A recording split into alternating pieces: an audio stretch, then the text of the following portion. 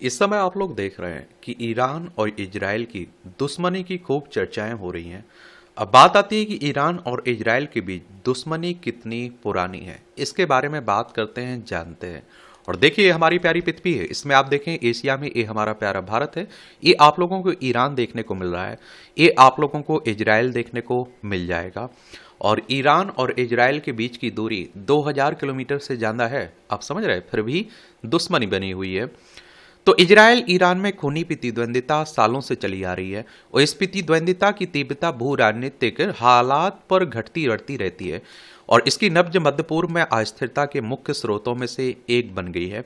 Iran के लिए Israel के पास उसके अस्तित्व में रहने का कोई अधिकार नहीं है। ईरान के शासक इजराइल को छोटा शैतान मानते हैं जो मध्य पूर्व में अमेरिका का सहयोगी है। अमेरिका को बड़ा शैतान बताते हैं। ईरान चाहता है कि अमेरिका और इजराइल इस क्षेत्र से गायब हो जाएं। इजराइल ईरान पर चरमपंथी समूहों के वित्त पोषण और अयातुल्ला के यहूदी विरोधी भावना से प्रेरित होकर उसके हितों के खिलाफ हमला करने का आरोप लगाता है। इन दो कट्टर दुश्मनों की प्रतिद्वंदिता में बड़ी संख्या में लोग मारे गए और ये अक्सर गुप्त कार्रवाइयों का परिणाम होता है। इसकी जिम्मेदारी कोई भी सरकार नहीं लेती है। और बात आती है गाजा में जारी युद्ध ने हालात को और भी बदतर बना दिया है। इजराइल और ईरान की दुश्मनी शुरू कैसे हुई? तो इजराइल और ईरान के संबंध 1979 तक काफी सौहार्दपूर्ण थे, यानी दोस्ताना थे इनके। उस दौरान अयातुल्ला खोमेनी की तथाकथित इस्लामी क्रांति ने तेहरान में सत्ता हासिल की थी। हालांकि इसने फलस्तीन के विभाजन की योजना का विरोध किया था। इसकी वजह से 1948 में इजराइल राज्य का निर्माण हुआ था। तुर्की के बाद ईरान इजराइल को मान्यता देने वाला दूसरा मुस्लिम बहुल देश था और उस समय ईरान पहलवी वंश के शाहों की ओर से शासित एक राजतंत्र था और वह मध्य पूर्व में अमेरिका के मुख्य सहयोगियों में से एक था। और इस वजह से इजराइल के संस्थापक और उसकी पहली सरकार के प्रमुख डेविड बेन गुरियन ने अपने अरब पड़ोसियों द्वारा नए यहूदी राज्य के प्रति ईरान की मित्रता की तलाश कर उसे हासिल किया। लेकिन 1979 में आयातुल्ला खोमेनी की क्रांति ने शाह को उखाड़ फेंका और एक इस्लामी गणतंत्र लागू किया। उन्होंने खुद को पीड़ितों के रक्षक के रूप में पेश किया। अमेरिका और उसके सहयोगी इजराइल के साम्राज्यवाद को नकारना उनकी पहचान थी। और आप देखिए, अयातुल्ला की सरकार ने इजराइल के साथ संबंध तोड़ दिए और उसने उसके नागरिकों के पासपोर्ट की वैधता को मान्यता देना बंद कर दिया। तेहरान में इजरायली दूतावास को जब्त कर फलस्तीन लिबरेशन ऑर्गेनाइजेशन पीएलओ को सौंप दिया। उस समय अलग फलस्तीन राज्य के लिए इजराइल के खिलाफ लड़ाई का नेतृत्व पीएलए कर रहा था। कभी दोस्त भी थे ईरान इजराइल।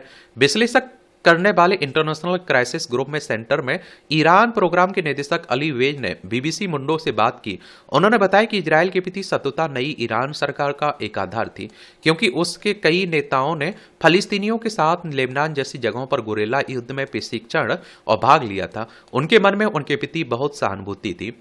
वेज का मानना है कि नया ईरान खुद को एक इस्लामिक ताकत के रूप में पेश करना चाहता था, इसलिए उसने इजराइल के खिलाफ फलस्तीनी मुद्दे को उठाया, जिसे अरब मुस्लिम देशों ने छोड़ दिया था।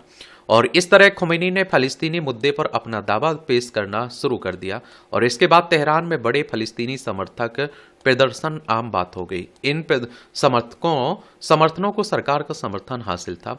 वेज बताते हैं कि इजराइल में ईरान को लेकर शत्रुता का भाव 1990 के दशक तक शुरू नहीं हुआ था, क्योंकि ये तब सद्दाम हुसैन के इराक को एक बड़ा खतरा माना जाता था। इतना ही नहीं, इजराइल सरकार उन मध्यस्थों में से एक थी जिसने तथाकथित ईरान कॉन्ट्रा को संभव बनाया था और यह वह वजह गुप्त कार्यक्रम था और जिसके जरिए अमेरिका ने 1980 से 1988 के बीच पड़ोसी इराक के खिलाफ छेड़े गए युद्ध में उपयोग के लिए ईरान को हथियार दिए थे। लेकिन समय के साथ साथ इजराइल ने अपने अस्तित्व के लिए खतरों में से एक के रूप में ईरान को देखना शुरू कर दिया। इजराइल ईरान का छाया युद्ध। बेज बताते हैं कि ईरान को एक दूसरी बड़ी क्षेत्रीय शक्ति सऊदी अरब का भी सामना करना पड़ा। ईरान मुख्य रूप से फारसी और शिया है, वहीं अरब जगत सुन्नी है। ईरान की सरकार ने इसे महसूस किया। उसे लगा कि उसके दुश्मन एक दिन उस पर हमला करने लगेंगे। इसे रोकने के उद्देश्य से उसने एक रणनीति पर काम शुरू किया और इसके बाद ईरान ने गठबंधन करने वाले संगठनों का एक नेटवर्क तैयार हो गया और इन संगठनों ने अपने हितों के मुताबिक सशक्त कार्रवाई की। अमेरिका, यूरोपीय संघ की ओर से आतंकवादी बताया गया लेबनान का हिजबुल्लाह इन संगठनों में सबसे प्रमुख है। आज ईरान का तथाकथित axis of resistance Lebanon, Syria, Iraq और यमन तक फैला हुआ है। इजराइल शांत नहीं बैठा। रहा। उसने ईरान उसके सहयोगियों पर हमले किए। ये हमले अक्सर तीसरे देशों में हुए जहां ईरान अपने समर्थक सशक्त समूहों का वित्त पोषण और समर्थन करता है।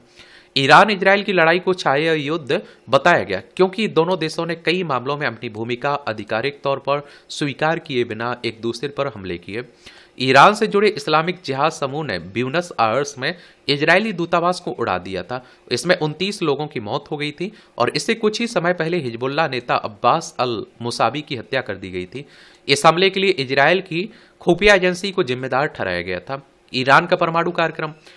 तो ईरानी परमाणु कार्यक्रम को रोकना और उसके परमाणु हथियार संपन्न होने से रोकना इजरायल का लक्ष्य है। इजरायल ईरान की उस दलील को नकारता है कि उसका परमाणु कार्यक्रम केवल नागरिक उद्देश्य के लिए है। व्यापक रूप से यह माना जाता है कि इजरायल ने अमेरिका के साथ मिलकर स्टक्सनेट कंप्यूटर वायरस विकसित किया। इस वायरस ने इस सदी के पहले दशक में ईरानी परमाणु सुविधाओं को भारी नुकसान पहुंचाए। ईरान ने अपने परमाणु कार्यक्रम के प्रभारी समेत कुछ प्रमुख वैज्ञानिकों पर हमले के लिए इजरायली खुफिया एजेंसी को जिम्मेदार ठहराया और इनमें सबसे उल्लेखनीय 2020 में मोहसिन फखरीजादेह की हत्या थी। इजरायली सरकार ने कभी भी ईरानी वैज्ञानिकों की हत्या में अपना हाथ स्वीकार नहीं किया। इजरायल ने अपने पश्चिमी सहयोगी देशों के साथ मिलकर ईरान पर उसके इस क्षेत्र में ड्रोन और रॉकेट हमलों के साथ साथ साइबर अटैक का भी आरोप लगाया। साल 2011 से सीरिया में छिड़ा गृह युद्ध टकराव का एक और कारण था। पश्चिमी खुफिया एजेंसियों ने संकेत दिया कि ईरान ने राष्ट्रपति बशर अल असद को उखाड़ फेंकने की कोशिश कर रहे विद्रोहियों के खिलाफ उनकी सेना को समर्थन देने के लिए पैसा, हथियार और टैनर भेजे और इससे इजरायल के में खतरे की घंटी बज गई। इजरायल का मानना है कि उसका पड़ोसी सीरिया उन मुख्य रास्तों में से एक है जिसके जरिए ईरान लेबनान में हिजबुल्लाह को हथियार और उपकरण भेजता है। अमेरिकी खुफिया पोर्टल स्टेट फोर के मुताबिक अलग अलग समय पर इजरायल ईरान दोनों ने सीरिया में कार्रवाई की जिसका उद्देश्य दूसरों को बड़े पैमाने पर हमला करने से रोकना था। यह छाया युद्ध 2021 में समुद्र तक पहुंच गया और उस साल इजरायल ने ओमान की खाड़ी में इजरायली जहाजों पर हमलों के लिए ईरान को दोषी ठहराया।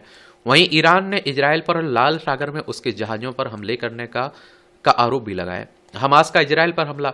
7 अक्टूबर 2023 को हमास ने इजरायल पर हमला किया और जिसके जवाब में गाजा में इजरायली सेना ने कार्रवाई की। इसके बाद दुनिया भर के विश्लेषकों, सरकारों ने चिंता जताई और यह लड़ाई इलाके में प्रतिक्रियाओं को भड़का सकता है और ईरान इजरायल में सीधे टकराव की आशंका जताई गई थी। हाल के महीनों में लेबनान सीमा पर इजरायली बलों और कथित तौर पर हिजबुल्लाह से जुड़े मिलिशिया के बीच झड़पें बढ़ गई थी।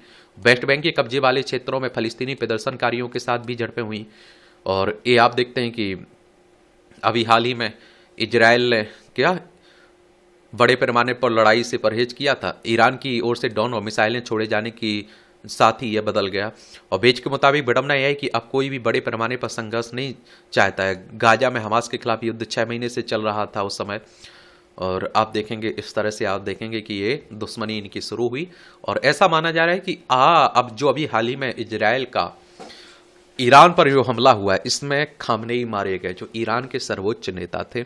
समझ रहे हैं आप लोग। और ऐसा कहा जा रहा है कि अमेरिका के इशारे पर ये सब कुछ हो रहा है, अमेरिका करवा रहा है और इजरायल तो एक मोहरा एक तरह से माना जाता है और अमेरिका चाहता है कि वो जैसा कहे वैसा ही माने, ईरान भी माने और ईरान नहीं माने तो उसकी कीमत उसे भुगतनी पड़ जाएगी, ये भी कहा जाता है। बाकी आप लोग क्या सोचते हैं, अपनी राय आप लोग जरूर बताइएगा। धन्यवाद।